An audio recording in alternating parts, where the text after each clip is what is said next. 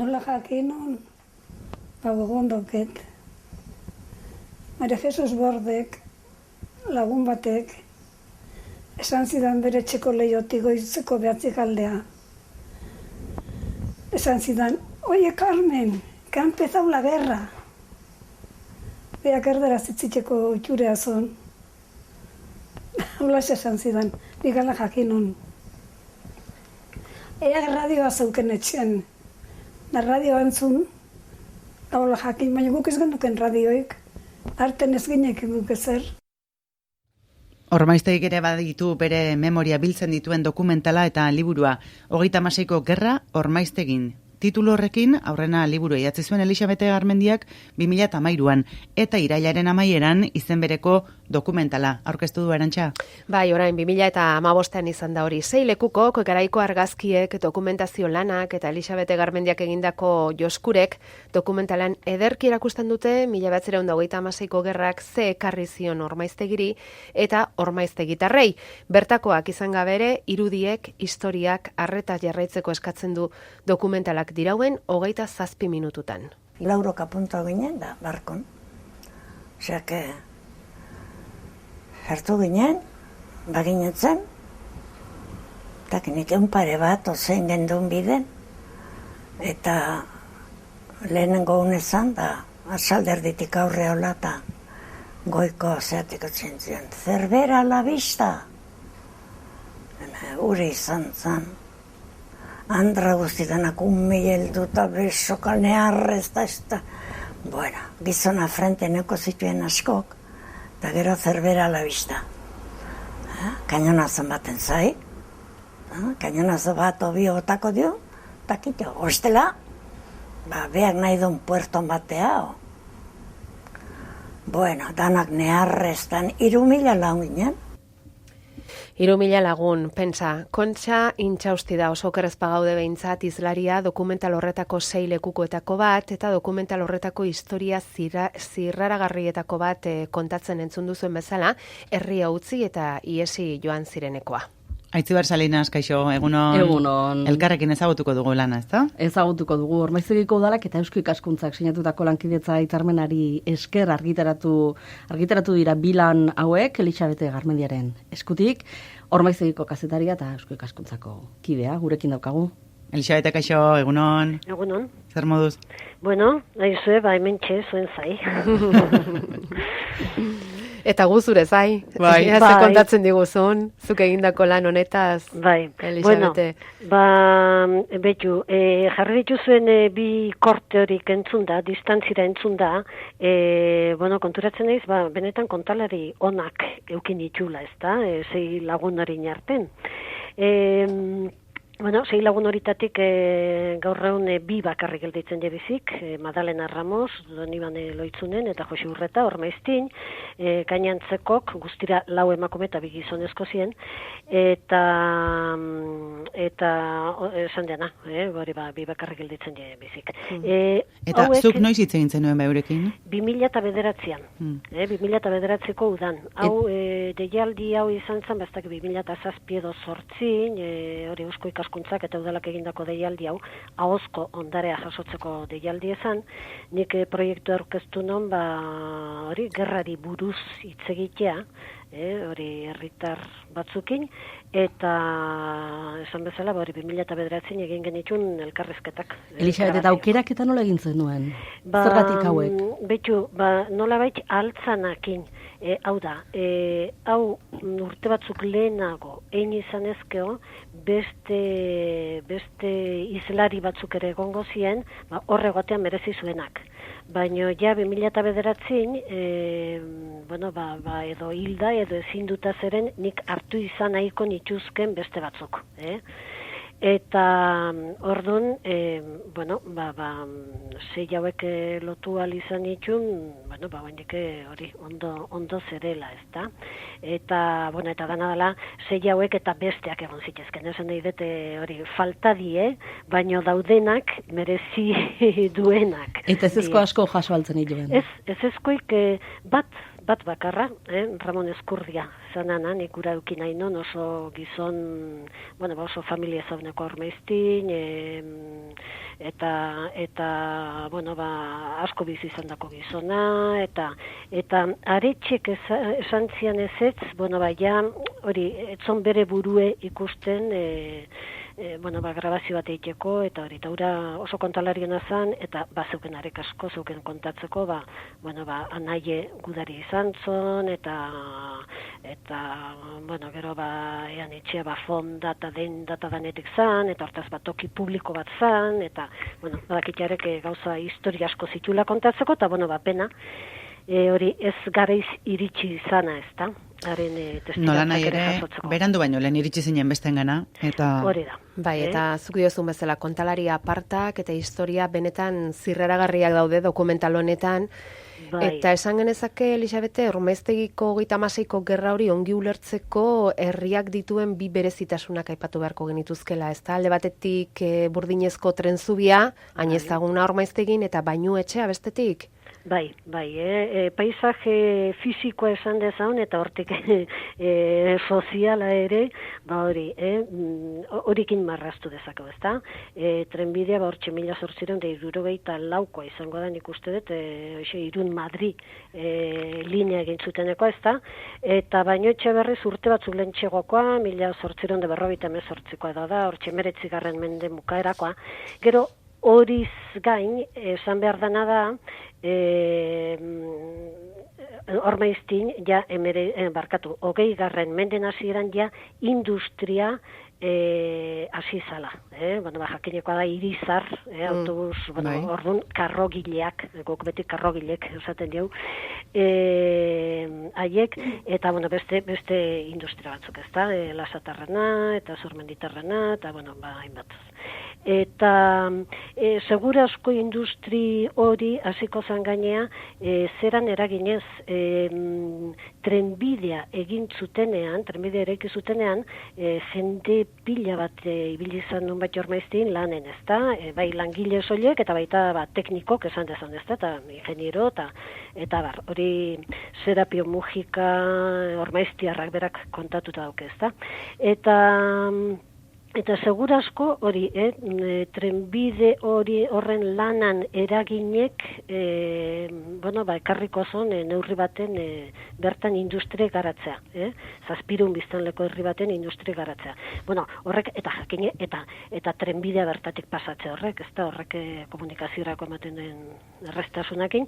Eta segurazko baita ere, hortxe, behazein Durangoko errepide hortan egotek, ez? Kontu da Ormaizti hori industriala izan dela aspalditik, naiz txiki izan, gaur 1.200 biztanle besteik ez ditu izango, ez da? Eta hori dela herrin izaera.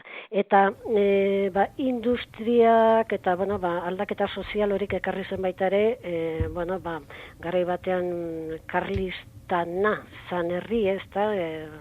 Herri hortan, beste zea batzuk ere garatzea, beste pentsamentu eta beste politiko batzuk, ez da? Pentsamentu eta organizazio politikok hor sortu ziren, batetik batzokie, eta hortaz bari alderdi jeltzalea, herrin bertan, eta bestetik zentro republikanoa, eta hori, republikaren aldeko jendea.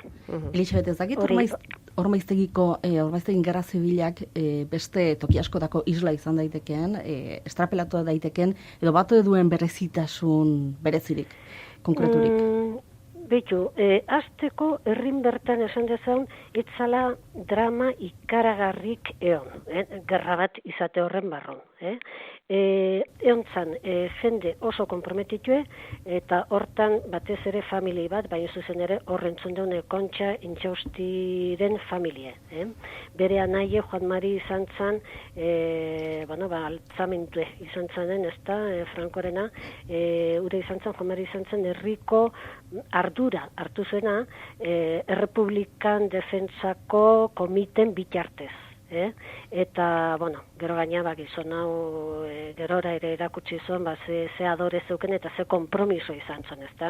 Gizon honena, bueno, bakarrik histori idaztekoa da, hau Gernika batalioien ibili izan, egunotan erakutsi dan batalioi hortan ere ibili izan, ja bigarren mundu gerran, eta, bueno, eta iparralden bizi izan zen beti, bisitan bai, itzultzen zen, ja garai batetik aurrera, baino, iparralden aterpetu izan zen, ezta? Eta orduan, famili hori izan zen, komprometituna eta baita ere represaliaik handina jaso zituna. Hor, kartzelatik pasa etzana, eta gaina batzuk behin eta berriz, kartzelatik pasa etzana, iezin da ibili izan, Kontxak kontatzen duen bezala, ez da, eta bere bi aizpat, oso bat, Frantzin, eta bar, eta hola. Gero, badaude beste batzuk ere, badare beste batzuk alde berri izan zuenak, eta gehiago itzuli ez? Nola? Gehiago itzuli ez, herrira? Hori da. Gehiago itzuli ez, behintzat ez herrin bizitzera, eta bai bizi guzti kanpon egin behar izan. Bai, hor esaten du ez, momentu batean, gu hil gerrak ez gintuen, baina esan ez bezala, ia, ez? Familia guztia sakabanatu eta dena puskatuta utzi, ez? Hori da. Eta dana dela, hori esan dena, drama ikaragarrik etzan izan, esan nahi, beste toki batzutan igual hilketa alako herritarran arteko, eta olakoik ez dago. Baina dauna da, hormeiztin, gerra ekintzaik garrantzitsuna izan zan, zubie moztea, hori Republikako agintari kala erabaki zuen, eta, bortxi, irailen 15-18 bitarten, 36-en, moztu zuen zubi hori, ezta? Hori, trenbideko zubie, hau da, sabotajea zen, Irun Madri linea hori moztuta usteko, eta frankotarrai sarrera, herrirako sarrera, eta zona hortarako sarrera eragozteko, ezta? Baina, kontu da, hortik belaxe sartu zila nazionalak, frankotarrak, eta ekintza garrantzitsu horren ondorio ikaragarri izan zen, 3 lagun fusilatu zituela, ekintza horren akusaziopen. 3 lagun horitako bat zen Antonio Galdós, oinatiko izatez, Bergarako labegareietako langilea, eta nunbait, hau ibili izan sopleten bidez moztu zan zubie, eta hau sopletista zan, eta nunbait ibili izan. Baina bazen bat deskuiduan hil zutena, ez da? Hori laugarren bat izan zen. Laugarren bat, Hernaniar bat, Felix Alzelai, hori ez dakigu zerkatik eta urriña marren edo hiltzen. Besteke urriña 15-16-en, oantxe urtek, ez da? Hiltzituen bezala, zubi inakusaziopen fusilatu zituen horik, Hernaniarra berriz, hori egun batzu lehenago. Hori deskuidoz edo tezan, hori danik testigu horko izelaritako batei jasotako, ez da? Eta dana zubikati fusilatutako 3 esanet bat kontatu den hori, Antonio Galdós, beste bat berriz, 78 urteko gizon bat, oinatiko Zentro Republikanoko buru izan dakoa, eta nonbait, ez zubikati bezik horrekatik akauzen azkenen, ez da? Eta 3. berriz, ez dakigu izenik eta ezer, eta ez dokumentutan eta inun ez detarkitu arrastoik, hori, Santandergo gazte bat otezan edo, pentsa, takit. Kontu da, hori izan zala zubin sabotajen ondorio zan dena. Eta gero sekulako ordupila eta lanpila egin, eta berehala ere ikizutela zubia. Bai. Irailetik otsailera bitartean, edo eraikia zubia, berriz ere buelta, eta historia esan dugu zirraragarriak daude, eta 36ko Ormaiztegiko gerra nolakoa izan zen ezagutzeko dokumentala, hor dago, eta gero testigantzak osorik nahi lituzken, entzun edo ikusi edo irakurri nahi lituzkenak, liburuan aurkituko ditu, ezta, Elisabete? Web horrian badaude zintzilik, beraz denen eskura. Eskura daude. Elisabete, Ormaiztegiko kultura aretoan eman zenuten dokumentala, nola hartu zuen jendeak, ze reakzio izan zuen? Etxe askotako komeria da, eta kopla oraindik ere, gauza hauek isilduta egon direla, urte luzetan. Bai. Bueno, azteko ja liburukin pixkate destape hori hasi zan, eta liburu aurkeztu genduenen ere bandala 2 urte, belaxe, orduan jende azten txazu historik gehiago kontatzen, ez? Eta, bueno, eta pena hori sentitzen edo historiorik lehenago ez jaso izana, ez? Bueno, baina hola die gauzak, ez? Sokan etortzen die. Bueno, mezu hori gelditzen da, ez da, Elisabete, jaso ez dutenek berehala jaso beharko dituzte lekukotza horiek. Bai, hori. Galdu egiten direlako.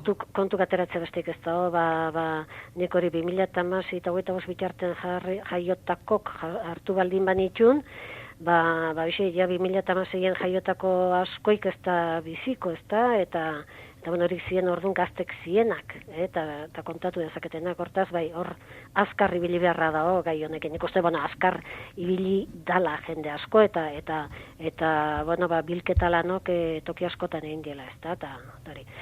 Hortaz, nik uste, Ormaiztin dana dela, bueno, Ormaiztin ere eontzan dude gabe, gerra ondorengo lehenengo urtetan, eta eontzan tabue, gerra inguruko, tabue ontzan dude gabe. Gerora, nik uste, niritxin nintzenako, etzeola. Eta hori, hitzegintzon jende honek hitzeiteko gogoa zauken, benetan. Kontatu beharra zauken. Hori argi eta garbi. Eta orduan, liburura bizik iritsi zien ez danak, ere, ez du ikusi, horritzen zuenak, ez du danak ikusi, eak emandako horren frutue maitza ez du ikusi, baina, ikusi duenak, nik uste talako nola esan, ez da, deskarga bat eta eskerron bat, indarreko ariketa dala, ez da, eta merezidon ariketa dala, hori zalantzik ez. Eta jende kerrin nola jaso, aurkezpena egin duen dokumentalana, esan dezon, klakea, zedola, hoxe, hori, testigu horin familiartekok, eta eta orduan, oso publiko gertukoa, ez da, areto bete intzan da. Eta nik argi piztu zienen, ikusi nona izan zen, begi asko ikusi nahitun pixkat bustita, bai, eta, horrek emantzian neurrie, balio dola olako lanak eitxek balio dola. Merezi dola. Eta alare tertuliarako prest izan ziren? Bai, pixka-pixkatola luzatu zan gauzea, eta han 6 testuguritatik zeon bakarra, Jose Urreta, baina 80 urte dituna, eta gerra-garai mutikoa zana, baina mutiko bizia, gaur ere oso gizon bizia da, gaur ere, eta orduan ere mutiko bizi izan zela oso garbi dago. Zenbat kontu, hori 11 urteko mutiko baten begitatik, horrek dauken baliokin baita ere, ez da? Nola bizi duen 11 urteko mutiko batek olako histori bat, ez? Eta, Joisek, ez detuen gogon zertzuk kontatu zitu, baina gehiago ere kontatu zitu noixe. Elisabete Garmendia, eskerrik asko, egindako lanaren berri emateagatik eta bejondo izula, eskerrak, bai? Horren arte eta Itziber Salinas, 15 egun barru berriz ere mentxe? Mila esker, bai, mentxe izango gara.